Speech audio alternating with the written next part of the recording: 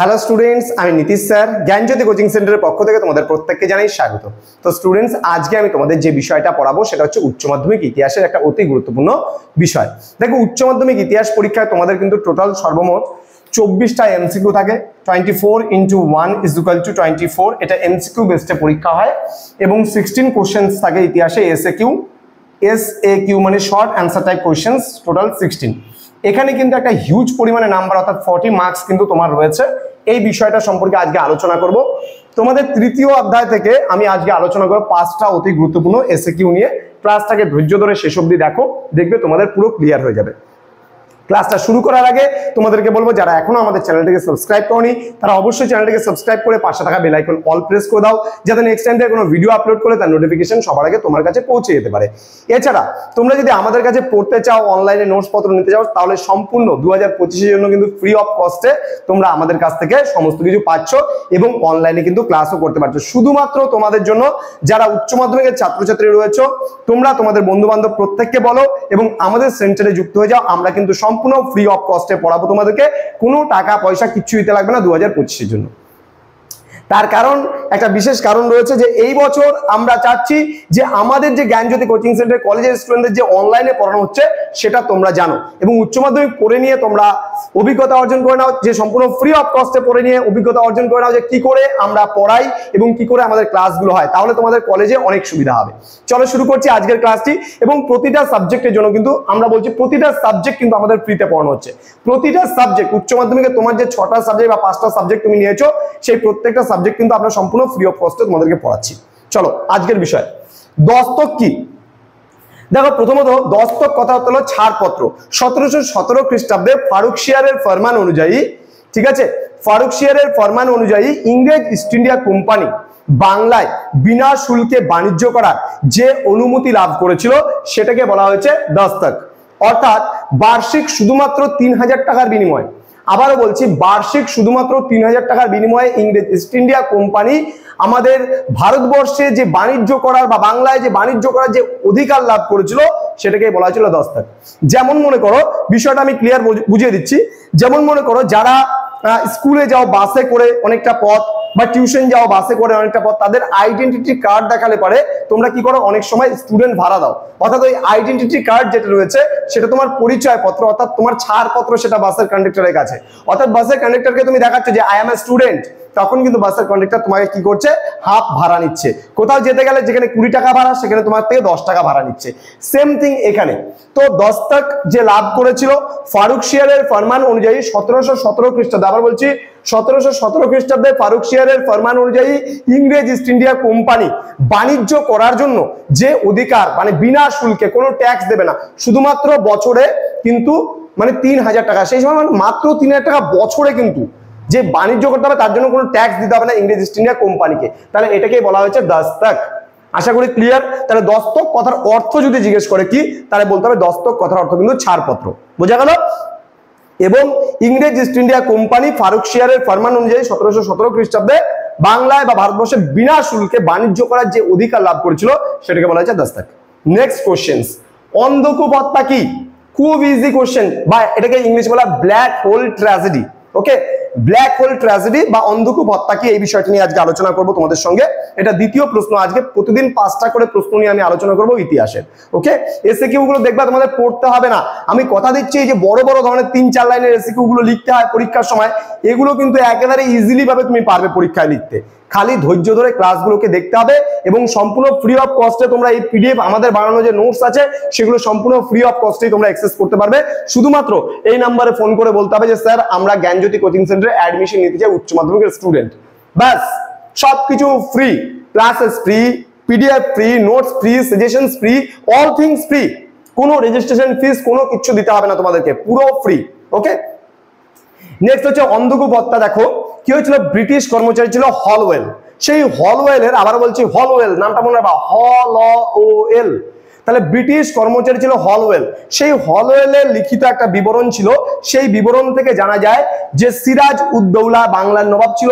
সেই সিরাজ উদ্দৌলা যখন fort William দুর্গ দখল করে, সেই দুর্গ দখল করার পরে সেই দুর্গেরই একটা ছোট্ট ঘরের মধ্যে, ঘরটার আয়তন ছিল 18 ফুট ইন্টু মানে by 18 foot by 14 foot 10 inch, 14 foot 10 inch এরকম একটা মাপের ঘরের মধ্যে কি করেছিল, 146 জন মানুষকে আটকে রেখে দিয়েছিল।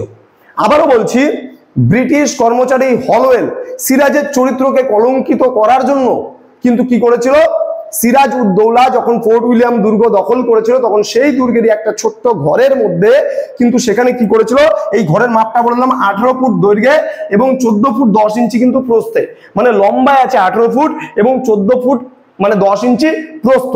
তাহলে এতটুকু একটা ঘরের মধ্যে কি 146 জন মানুষ মানে আটতে পারে? এটা কিন্তু পারে না। কিন্তু এখানে বলা হয়েছে ঠিক আছে, হলওয়েল সিরাজ যেহেতু ব্রিটিশ কর্মচারী ছিল, তাহলে সেহেতু সিরাজের চরিত্রকে কলঙ্কিত করার জন্য সেটা করেছিল। এবার এই যে ঘরে 146 জন মানুষকে বন্ধ করে রেখেছিল, ফলে মানে দরজা জানালা বন্ধ করে রাখছিল, তাহলে ফলে শ্বাস বন্ধ অবস্থায় বা শ্বাসরুদ্ধ অবস্থায় 123 জন মানুষ মারা গিয়েছিল। 1 2 3 123 জন মানুষ মারা গিয়েছিল। তাহলে এই ঘটনা ইতিহাসে অন্ধকূপ হত্যা নামে পরিচিত। আবারও বলছি, ব্রিটিশ কর্মচারী হলওয়েল ছিল, সেই হলওয়েলের বিবরণ থেকে জানা যায় সিরাজ যখন ফোর্ট উইলিয়াম দুর্গ দখল করেছিল সেই দুর্গেরই একটা ছোট্ট কক্ষে 18 ফুট বাই 14 ফুট 10 ইঞ্চি এই ঘরটার মধ্যে কি করেছিল, 146 জন মানুষকে আটকে রেখেছিল, ফলে শ্বাসরুদ্ধ অবস্থায় 123 জন মানুষ মারা গিয়েছিল। এটাকে অন্ধকূপ হত্যা বলা হয়েছে। তো একটু বিষয়টা একটু তোমাদের সামনে খোলসা করে দিচ্ছি, কেন সিরাজের চরিত্রটাকে কলঙ্কিত করেছিল। দেখো, 1 নম্বর কথা হচ্ছে, এতটুকু একটা ঘরের মধ্যে তুমি তো প্রথম কথা হলো 146 জন মানুষকে আটকাতে পারবে না বা রাখা সম্ভব নয়। 18 ফুট একটা লম্বা বাড়ির মধ্যে কি এতজন মানুষকে আটে নাকি কোনোদিনও? মাথা খারাপ হয়েছে? আটে না।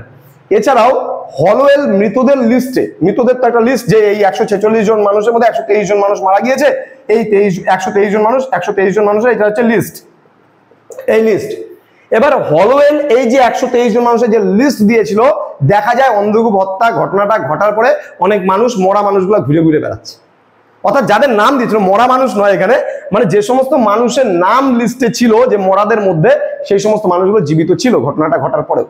তাহলে এখান থেকে অনুমান করাই যায় যে এই ঘটনাটা একটা কাল্পনিক ঘটনা, শুধুমাত্র সিরাজের চরিত্রকে কলঙ্কিত করার জন্যই কিন্তু এই ঘটনার অবতারণা করা হয়েছিল। হ্যাঁ, এরকম হয়তো ঘটনা একটা ঘটেছিল, কিন্তু আদৌ এতজন মানুষকে হয়তো আটকে রাখেনি, কম রেখেছিল। যাই হোক, এটা কন্ট্রোভার্সিক্যাল একটা প্রশ্ন, কিন্তু তোমাদের যতটুকু দরকার ছিল আমি অতটুকু বলে দিলাম। এবার দেওয়ানি কথার অর্থ কি? দেওয়ানি কথার অর্থ কি? অর্থাৎ দেওয়ানি কথার অর্থ হলো রাজস্ব আদায়ের অধিকার। দেওয়ানি কথার অর্থ হলো রাজস্ব আদায়ের অধিকার। ব্যাপারটা কি? দেখবা যে 1757 সালে তোমরা প্রত্যেকেই জানো পলাশির যুদ্ধ হয়েছিল, এবং পলাশির যুদ্ধে কিন্তু ইংরেজ ইস্ট ইন্ডিয়া কোম্পানি জয়লাভ করেছিল, বাংলার নবাব সিরাজউদ্দৌলা হেরে গিয়েছিল। তারপরে বক্সারের যুদ্ধ হয়েছিল, বক্সারের যুদ্ধে ইংরেজ ইস্ট ইন্ডিয়া কোম্পানি জয়লাভ হয়েছিল 1764 খ্রিস্টাব্দে, এবং 1765 খ্রিস্টাব্দে ইংরেজ east India company Bangla, Bihar এবং উড়িষ্যা এই যে 3টা জায়গার যে রাজস্ব আদায়ের অধিকার পেয়ে গেল, এই যে রাজস্ব আদায় করার যে অধিকার, তাকে বলা হয়েছে দেওয়ানি। বোঝা গেল? তাহলে দেওয়ানি মানে হচ্ছে রাজস্ব আদায় করার অধিকার। আশা করি বুঝতে পেরেছো। নেক্সট আমরা চলে আসবো, কর্নওয়ালিস কোড কি? লর্ড কর্নওয়ালিস একজন ব্রিটিশ সাম্রাজ্যবাদী ছিলেন। তাহলে লর্ড কর্নওয়ালিস প্রবর্তিত প্রশাসনিক এবং বিচার বিভাগীয় যে সংস্কার বা শাসন সংস্কার রয়েছে, সেটাকে বলা হয়েছে কর্নওয়ালিস কোড বা কোড কর্নওয়ালিস। আমি আবারও বলছি, লর্ড কর্নওয়ালিস প্রবর্তিত প্রশাসনিক এবং বিচার বিভাগীয় সংস্কার করার জন্য তিনি যে আইন বা নীতির প্রবর্তন করেছিল, সেটাকেই বলা হয়েছে কর্নওয়ালিস কোড বা কোড কর্নওয়ালিস। আশা করি বুঝতে পেরেছো। এবং আজকের ক্লাসের সর্বশেষ প্রশ্ন, সেটা হলো আমিনি কমিশন কে গঠন করেছিল? এই 5টা প্রশ্ন কিন্তু খুব গুরুত্বপূর্ণ। আমি হয়তো 1 সপ্তাহ ধরে তোমাদের এই 3 নম্বর লেসনটা পড়াবো, কিন্তু বিশ্বাস করো প্রত্যেকটা প্রশ্ন একেবারে 100% কমন এসিকিউ থেকে, এবং তোমাদের বড় প্রশ্নগুলো নিয়ে, এমসিকিউ প্রশ্নগুলো নিয়ে, প্রত্যেকটা প্রশ্ন নিয়ে আলোচনা করব। শুধুমাত্র আমি নয়, আমাদের এই জ্ঞানজ্যোতি কোচিং সেন্টারে যে ইউটিউব চ্যানেল আছে, প্রত্যেকটা স্যার ম্যাডাম প্রতিদিন তোমরা কোনো না কোনো সাবজেক্টের উপরে কোনো না কোনো ভিডিও উচ্চ মাধ্যমিকের পাবে। চ্যানেলটিকে অবশ্যই সাবস্ক্রাইব করে পাশে থাকা বেল আইকন অল প্রেস করে রাখো। একদম কথা দিচ্ছি, একেবারে 100% কমন প্রত্যেকটা প্রশ্ন কিন্তু তোমরা পাবে। ঠিক আছে? তো লাস্ট প্রশ্ন, যেটা আমিনি কমিশন কে গঠন করেছিল? আমিনি কমিশন গঠন করেছিল ওয়ারেন হেস্টিংস। আমি আবারও বলছি, আমিনি কমিশন গঠন করেছিল ওয়ারেন হেস্টিংস। তো আজকের এই আলোচনার বিষয় যে 5টা কোশ্চেন ছিল, আজকে এতটুকুই ক্লাসটা থাকছে।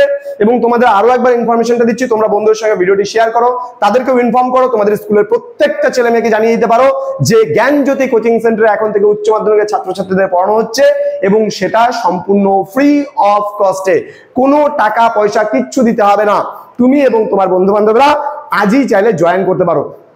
আমাদের শুধুমাত্র কন্ডিশন কি, আমাদের কিন্তু এই যে 10টা দিন, অর্থাৎ আজকে 20 তারিখ বা 21 তারিখ মেবি, তো এই 10টা দিন বাদ দিয়ে অক্টোবর মাসের প্রথম সপ্তাহ থেকে অর্থাৎ 1 তারিখ থেকে আমরা পুরো কোর্সটা চালু করছি উচ্চ মাধ্যমিকের। একেবারে লাস্ট মিনিট সাজেশন বেস্ট, একেবারে কমন থেকে কমন প্রশ্ন উত্তর যা কিছু আছে এই 4 মাসের মধ্যে আমরা তোমাদের সিলেবাস পুরোটা কভার আপ করে দিচ্ছি, শুধুমাত্র 4 মাসের মধ্যে। তো দেরি কিসের, আজই যোগাযোগ করো আমাদের সঙ্গে এবং আমাদের ক্লাসে যুক্ত হয়ে যাও। দেখা হচ্ছে আর একটা নতুন ভিডিও নিয়ে খুব তাড়াতাড়ি।